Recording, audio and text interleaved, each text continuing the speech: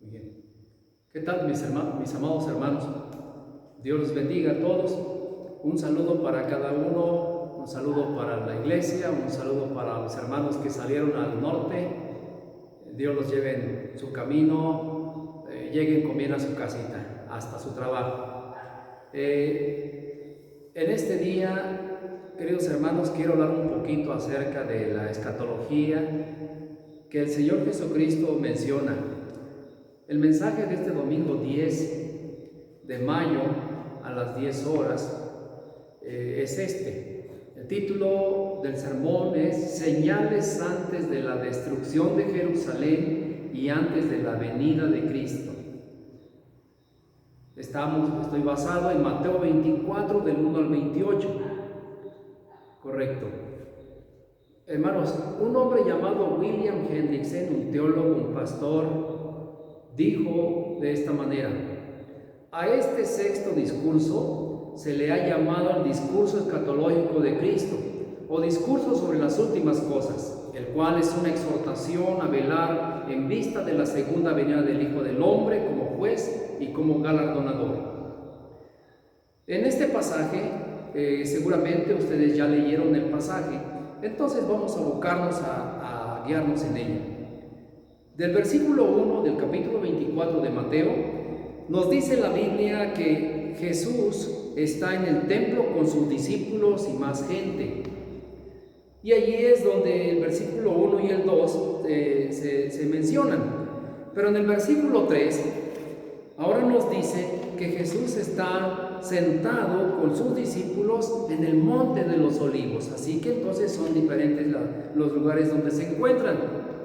Cuando estuvieron allá en el templo, de allí vamos a partir. Déjeme decirle de esta manera: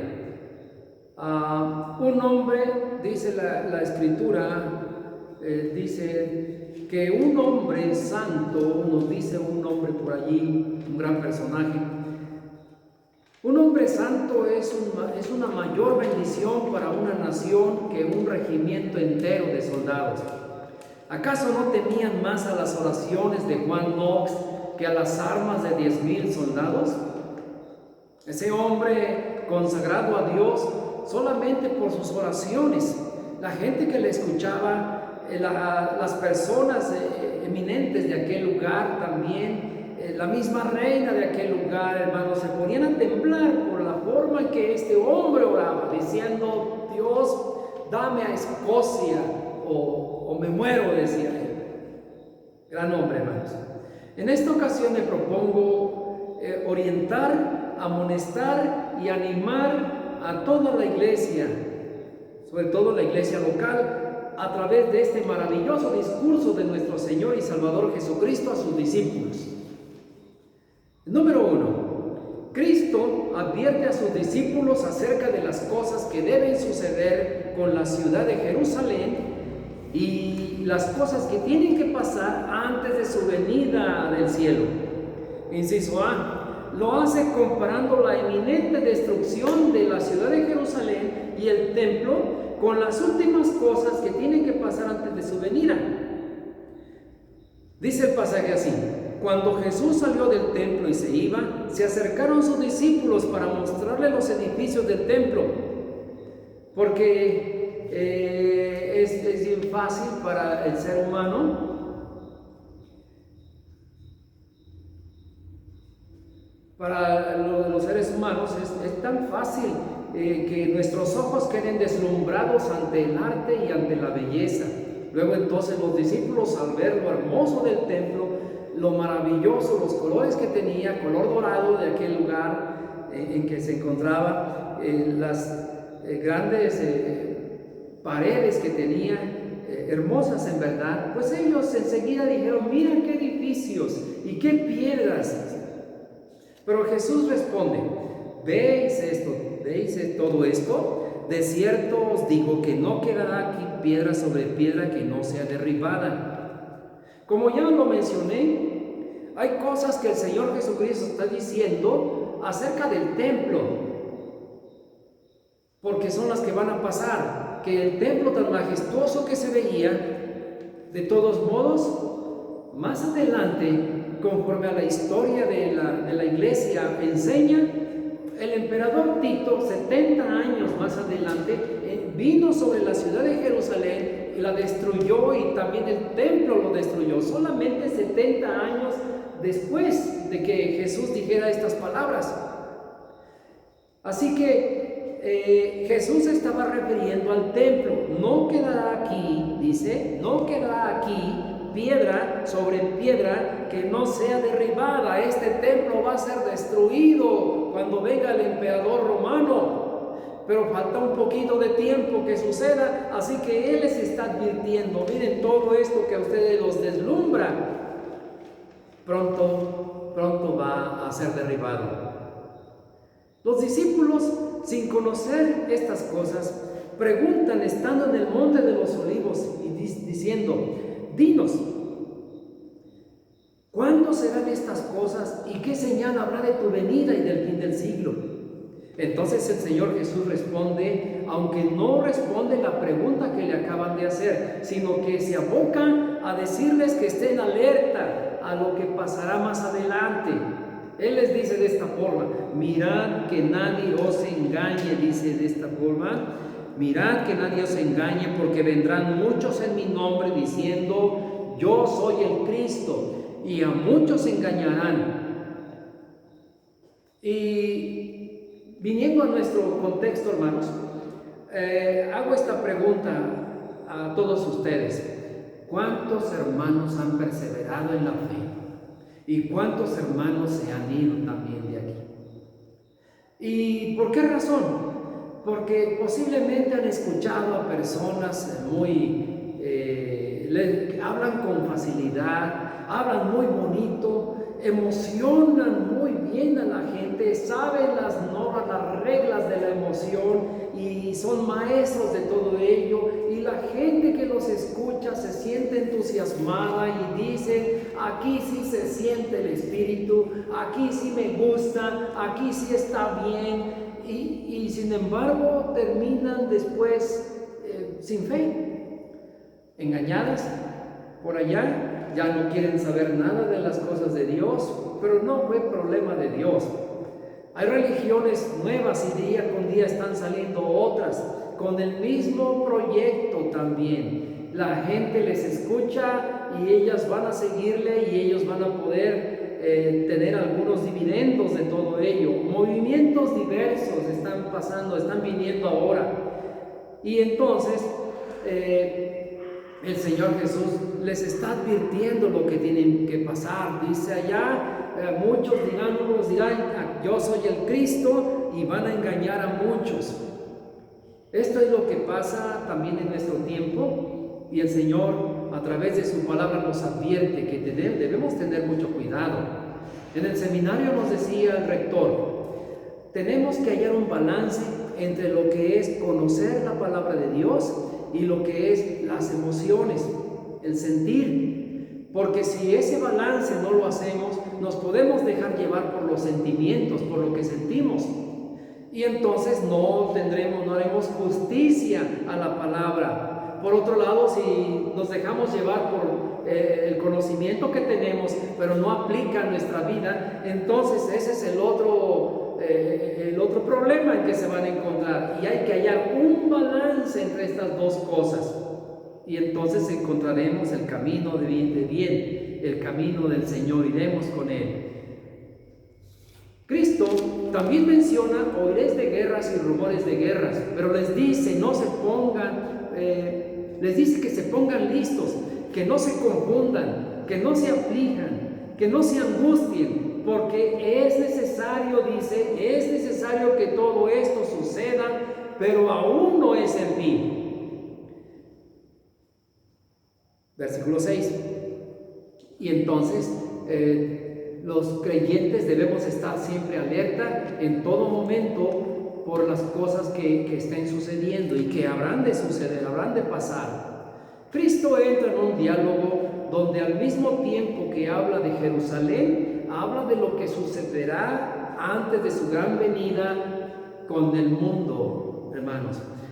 La destrucción del templo de Jerusalén y de la ciudad de Jerusalén a causa del emperador que viene contra de ellos más adelante y que habrá de destruir todo esto, el Señor Jesús lo compara ahora con aquel momento en que habrá el juicio final, en que Él vendrá y las cosas se van a poner feas, las cosas se van a poner difíciles, vendrán muchos falsos cristos, falsos profetas, terremotos, pestes, hambres, dice allá, y el hermano entregará a la cárcel al hermano, y en la casa tendrán sus propios enemigos los hermanos. Así que estas cosas son las que el Señor está advirtiendo allá. Miren, en el año siguiente, para el año 70, van a pasar estas cosas con Jerusalén y con el templo. Muy bien, cuando ustedes lo vean, chequen lo que les estoy diciendo. Se los estoy advirtiendo con mucho tiempo atrás para que cuando suceda, ustedes estén advertidos y sepan lo que van a hacer. Entonces el Señor Jesús, al mismo tiempo que dice que habrá hambres y terremotos, nosotros lo constatamos también. Miren, desde el 1900 se han estado checando los terremotos que han habido. Por ejemplo, en el 22 de mayo de 1960 en Chile hubo un gran terremoto. El 26 de diciembre de 2004 en Indonesia. El 28 de marzo de 1964 en Estados Unidos. El 4 de noviembre de 1952 en Rusia. El 11 de marzo 2011 Japón. 13 de agosto de 1868 en Perú, 27 de febrero de 2010 en Chile nuevamente, el 19 de septiembre de 1985 nos tocó a los mexicanos y el 19 de septiembre de 2017 nos vuelve a tocar también. Hambrunas las hay en todos lados, en diferentes lugares, por ejemplo Etiopía, Kenia, Somalia, donde 55,000 personas han muerto a causa del hambre. En su mayoría ancianos y niños, mujeres. Todo esto será principio de dolores, dice el Señor, comparando con esta difícil situación que enfrenta una mujer antes de dar a luz. El Señor instruye a sus discípulos a ubicarse en el tiempo y en los sucesos futuros, sabiendo de antemano lo que tiene que pasar. Jesús continúa dando a conocer las últimas cosas antes de su venida. Dice en el versículo 9, entonces os entregarán a tribulación y os matarán y seréis aborrecidos de todas las gentes. Pero ¿cuáles gentes son las que van a sentir este coraje, este odio contra los cristianos? Y entonces responde, dice, por causa de mi nombre, ustedes serán aborrecidos por la gente, dice, por causa de mi nombre. Los discípulos, cuando murieron por causa de Jesús, ellos lo aceptaron con valor, con gozo, con ganas. No es que quisieran morir, no es que ya no hallaban sentido a la vida, no es que ya estaban desesperados o desanimados. No. A ellos los agarraban y los tomaban allá y entonces los maltrataban y los mataban. Pero aquí estamos hablando, dice el Señor Jesús, por causa de mi nombre. Es una bendición de Dios que tengamos algunos comentarios malos sobre nosotros, que alguien con mala intención, sobre todo porque es incrédulo, no comparte nuestra fe, no sabe de la salvación, no conoce a Cristo, no conoce al Espíritu Santo ni la Biblia, no conoce a Dios. Por esa razón es que hay esto en su corazón contra los creyentes. Entonces, dice la Escritura aquí, muchos tropezarán, pues no es cualquier cosa el ser hecho a un lado por odio y rencor contra Dios y contra su Hijo, en quien los perseguidos confían. Asimismo, Cristo dijo que en la misma casa tendrían a sus enemigos, allá en Mateo 10, 35 y 36. Porque en cada familia siempre habrá quienes con mucho gusto, con mucha alegría, quieren ser fieles a su Señor y Salvador Jesucristo, quieren ser santos y consagrados, con pudor y modestia, entregados en cuerpo y alma al Evangelio de poder, Y esto hará que los que no tienen esa intención, no quieren esta vida, peleen contra ellos, se molestarán, así como Caín se odió a su hermano y lleno de ira contra su hermano hasta lo mató porque no quería para nada la santidad de Dios. Hoy los falsos profetas de la prosperidad están al vapor, hermanos. Los que predicen con fantasías el futuro de la gente y engañando y siendo engañados terminan su vida con destino al infierno. Hoy vivimos una falta de respeto a la vida y a la gente que por unos cuantos pesos se es capaz de quitar la vida al semejante. Cuando Dios ha dicho que nos amemos unos a otros con amor santo, pero el amor de muchos, dice, se enfriará. Y sin embargo nosotros debemos perseverar hasta el fin porque somos de Cristo, porque somos salvos. Cristo dijo que cuando el Evangelio se haya predicado por todo el mundo, entonces vendrá el fin. Y aunque toda esta gran tarea se ha venido haciendo a lo largo del tiempo, aún existe mucho lugar donde hay que llevar la palabra poderosa de Dios. Ha costado tiempo, dinero y sí, también esfuerzo. Mas es deber de cada creyente verdadero hacer la tarea, ya que es un distintivo de la salvación. De modo que cuando el Señor venga no nos apartemos de su presencia avergonzados. En el versículo 15 dice la Escritura que, por tanto, cuando veáis en el lugar santo la abominación desoladora de que habló el profeta Daniel, el que lee entienda, dice de esta forma. Allá en la historia tiene el dato de que Antíoco Epífanes, emperador romano también, en el año 175 al 164 antes de Cristo, erigió un altar encima del altar del holocausto, contaminando la casa de Dios. Así también en Lucas 21:20 dice Jesús que ahora sería destruido todo el templo y la ciudad, cosa que sucedió, como ya lo hemos dicho, en el año 70 después de Cristo, cuando llegarían los soldados romanos y profanarían el lugar santo. Todo esto Cristo lo compara para instruir a los discípulos de las cosas que le pasarán al mundo, su inminente destrucción para dar lugar a la transformación donde los creyentes de toda la tierra vivirán por los siglos de los siglos. El que esté en la azotea, dice, no descienda a tomar algo de su casa. El que esté en el campo no vuelva para atrás. Las que estén en cinta tendrán dificultades, pero oren porque esto no suceda en día de reposo, pues aunque hay un permiso para huir escapando aún en ese día, escapando de la muerte,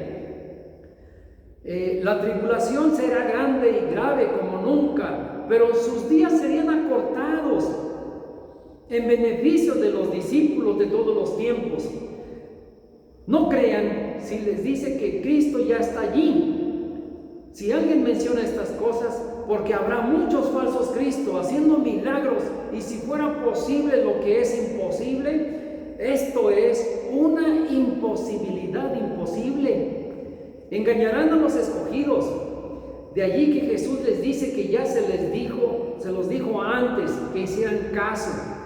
La razón es que como el relámpago que se ve desde el oriente hasta el occidente, así se verá la venida del Señor, pues todo ojo lo verá. No es que va a ser rápido esto, sino que se verá así como el relámpago desde un lado hasta el otro lado del mundo.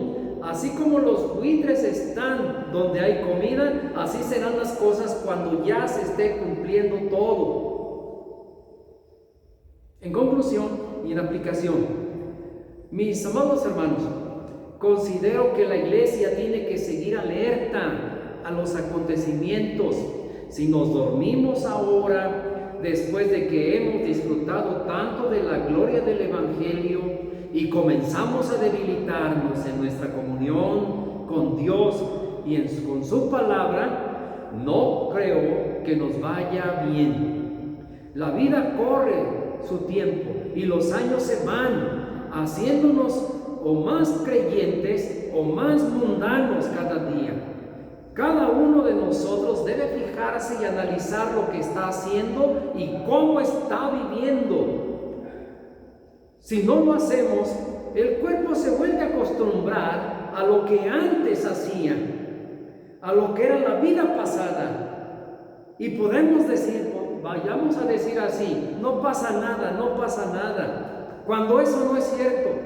Cuando menos lo pensemos, el amor por la fe, por Jesucristo, por la vida consagrada, será cosa del pasado y habremos perdido todo. Aunque no la salvación, pues quizá nunca la has tenido y solo te has venido engañando. Sin embargo, así como el Señor Jesús advirtió a sus discípulos de lo que le sucedería a Jerusalén 70 años más tarde, de tal modo que, como les dijo, huyan a los montes, huyeron. No desciendan a la azotea y se quedaron allá. No vuelvan al campo, allá se quedaron en el campo. Oren que no sea en día santo. Aguanten, los días por causa de ustedes serán acortados y me verán como el relámpago, dice, desde lejos, para gozo de todos ustedes, y estaremos juntos ya. Así nosotros, hermanos, hagamos esto. Tengamos mucho cuidado, estemos alerta, fijémonos en nuestra vida y fijémonos en qué ejemplo estamos dando a nuestra familia, a nuestros vecinos, a la gente en sí. ¿Qué ejemplo? Y si Dios nos viera, ¿tendríamos vergüenza de que nos esté viendo, de que sepa cómo somos, o tendríamos gozo de su mirada fija en nosotros? Que Dios nos bendiga, hermanos.